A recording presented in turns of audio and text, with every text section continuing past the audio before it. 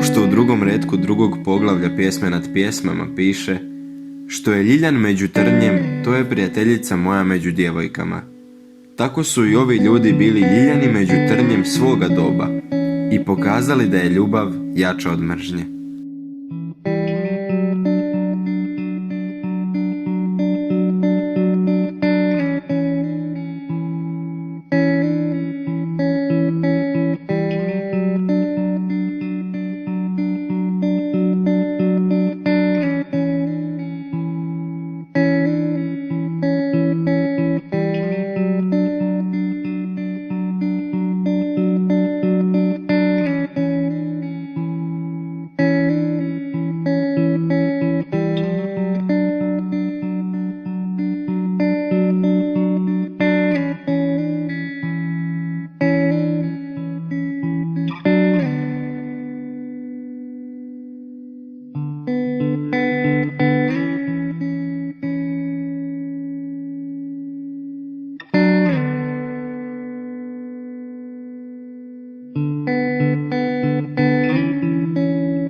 Jer evo, zima je već minula, kiša je prošla i nestala.